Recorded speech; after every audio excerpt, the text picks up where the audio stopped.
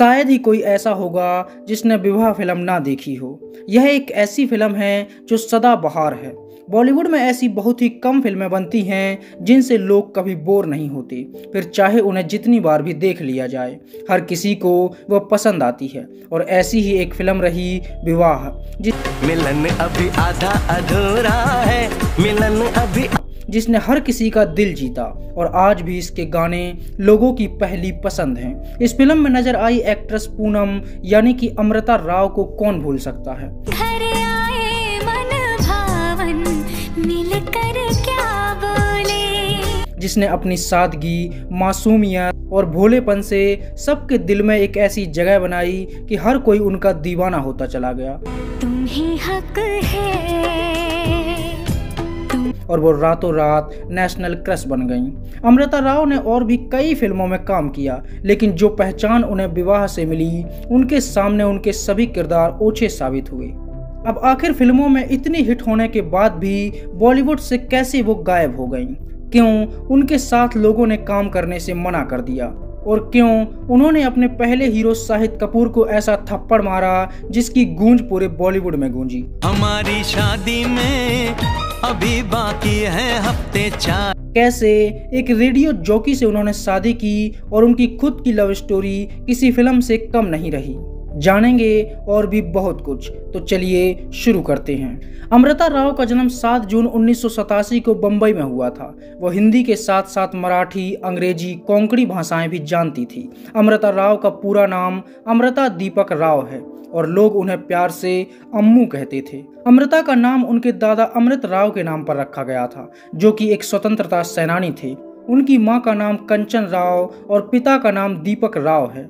अमृता ने अपनी शुरुआती पढ़ाई बम्बई के अंधेरी स्थित कैनोसा गर्ल्स स्कूल से की थी और अपने कॉलेज की पढ़ाई उन्होंने बम्बई के ही सोफिया कॉलेज से की। यहाँ से वो साइकोलॉजी में ग्रेजुएशन कर रही थी और इसी दौरान उनका मन मॉडलिंग की तरफ जाने लगा और उन्होंने पढ़ाई को बीच में ही छोड़ दिया और मॉडलिंग में अपना कैरियर बनाने के लिए वो निकल पड़ी। धड़कन पे भी छाया है खुमार। उन्होंने एक फेस क्रीम के एड से अपने मॉडलिंग कैरियर की शुरुआत की। इस एड के लिए उन्हें 60 मॉडल्स में से चुना गया था। इस एड के बाद अमृता ने लगभग 35 से भी ज्यादा एड में काम किया। कैडबेरी पर्क से लेकर ब्रू कॉफी तक के एड को अमृता ने बड़ी ही सादगी से किया और इतने एड करने के बाद उन्हें बॉलीवुड से ऑफर आने लगे और इन्हीं एड की बदौलत उन्हें पहली फिल्म मिली जिसका नाम था अब के बरस। प्यार मोहब्बत इश्क इबादत। अब के बरस फिल्म से अमृता राव ने अपना बॉलीवुड डेब्यू किया। इस फिल्म में उनके साथ आर्या बब्बर नजर आए और डैनी, शक्ति कपूर और आशुतोष राणा जैसे दिग्गज कलाकारों के साथ उन्हें काम करने का मौका मिला। लेकिन यह फिल्म कुछ खास कमाल नहीं कर पाई और अमृता राव को भी किसी ने कुछ खास नोटिस नहीं किया। इसके बाद वो इसी साल भगत सिंह के जीवन पर बनी film the legend of Bhagat Singh में नजर आई, जिसमें मुख्य भूमिका में थे अजय देवगन। लेकिन इस फिल्म का भी पूरा क्रेडिट अजय देवगन ही ले गए और अमृता राव को कुछ खास नोटिस नहीं किया गया।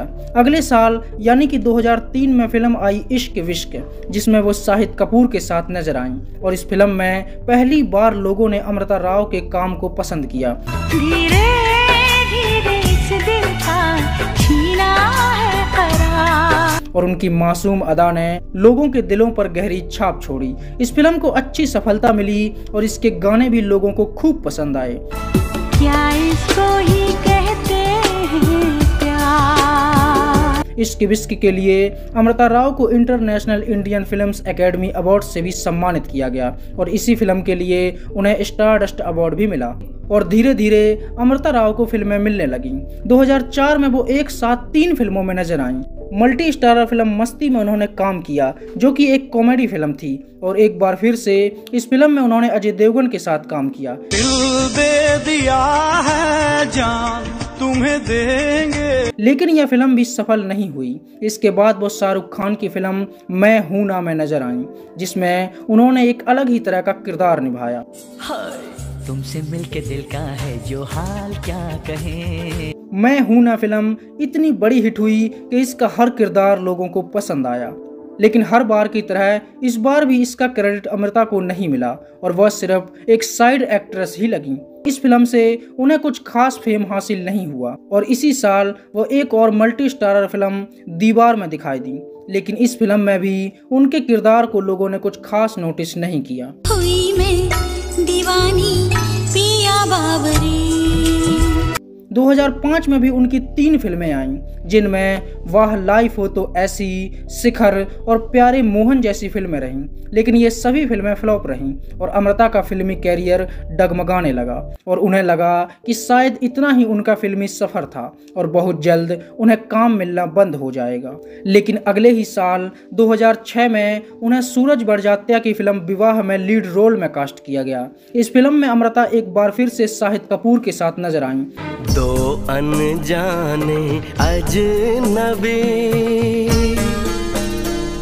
और इस फिल्म ने अमृता की किस्मत बदल दी। इस फिल्म में उनकी मासूमियत, भोलापन और सादगी ने लोगों को इस कदर कायल किया कि बच्चों से लेकर बूढ़ों तक हर किसी की वो फेवरेट हो गईं।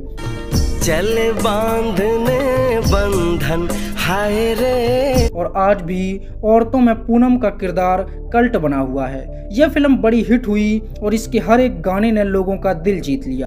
हमारी शादी में अभी बाकी है हफ्ते 4। और शाहिद कपूर और अमृता की जोड़ी उस साल की सबसे बेस्ट जोड़ी बनी। इस फिल्म की सफलता का सबसे बड़ा कारण था इसकी सिंप्लिसिटी। कैसे? एक बार फिर करना।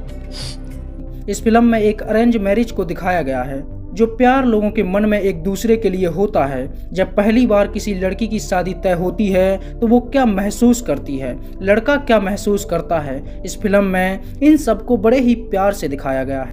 मिले होंगे राधा कृष्ण यही किसी वन में। और भारत की माओं के लिए ये ऑल टाइम फेवरेट फिल्म बन गई और रातों रात पूनम यानी कि अमृता राव नेशनल क्रश बन गई।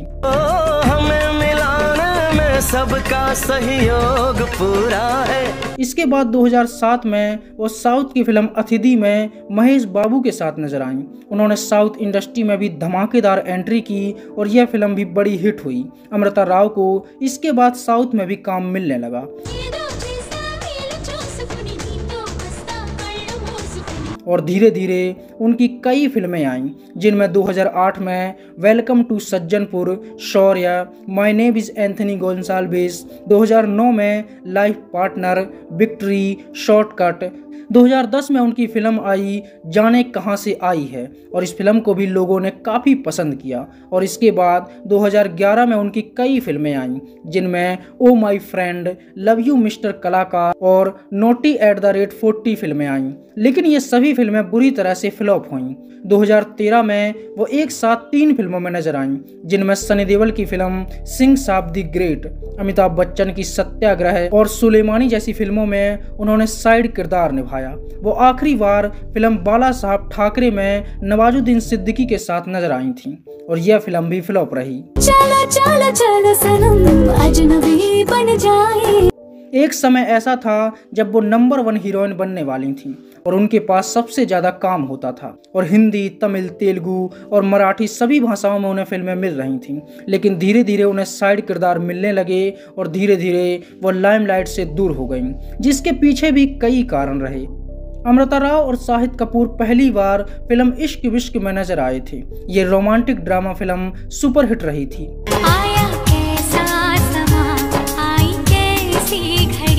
फिल्म में दोनों की केमिस्ट्री ने लोगों का खूब दिल जीता, लेकिन इस फिल्म से जुड़ा एक ऐसा किस्सा भी है जिसके बारे में बहुत कम ही लोग जानते हैं।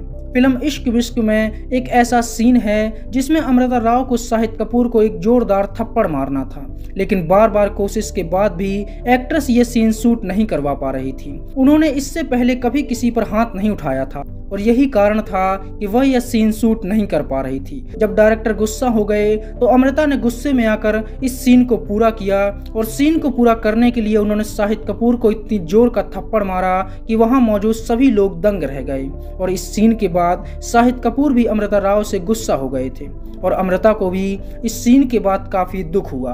फिल्म विवाह के हिट होने के बाद शाहिद कपूर और अमृता राव के रिलेशनशिप के भी खूब चर्चे हुए। लोग करीना कपूर और शाहिद कपूर की जोड़ी को फिल्म जब भी मेट के बाद हिट मानने लगे थे और हर कोई चाहता था कि दोनों साथ रहें। लेकिन अमृता राव के साथ शाहिद कपूर की अफवाहें उड़ने के बाद करीना और शाहिद का ब्रेकअप हो गया और लोगों ने इसका जिम्मेदार अमृता राव को ठहराया और अमृता राव को लोगों के गुस्से का सामना भी करना पड़ा।